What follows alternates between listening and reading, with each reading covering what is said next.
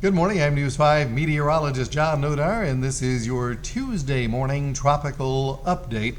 IDALIA is now a hurricane. It moved into the southern Gulf of Mexico this morning, immediately started strengthening with 80-mile-per-hour winds, and as it moves north across the Gulf of Mexico, it is going to intensify further, probably becoming a major hurricane by the time it makes landfall tomorrow morning in the Big Bend area of Florida.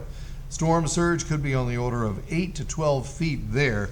Extremely dangerous, life-threatening hurricane for North Florida. It will eventually move across South Georgia and the Carolina coast and end up back in the Atlantic waters. For us, we're far enough away that most of the effects will be felt out over the coastal waters or right at the coastline. Seas building 7 to 10 feet, but that's going to translate into maybe 6 to 9 foot breaking waves at the coastline, along with a high risk of rip currents for the next several days. Tides will be above average. Now, that doesn't mean storm surge, but with the combination of the full moon and the nearby tropical system, probably a foot and a half above normal high tides. Here is the high surf warning that starts here and runs all the way down the coastline.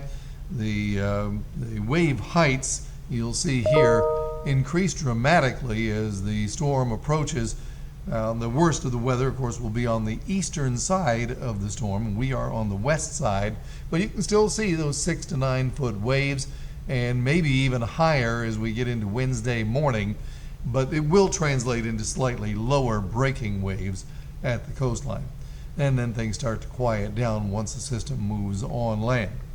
Here is what we've got going as far as the chance of tropical storm force winds, and that's really minimal. We probably will see gusts on the order of 20 to 30 miles per hour at times during the day Wednesday.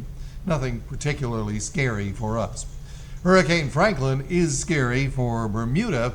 It is a Category 4 hurricane. It should travel between Bermuda and the U.S. coastline, still close enough that they'll get wind and waves on the island, and folks along the east coast of the United States will actually see some waves kicking up and some high surf.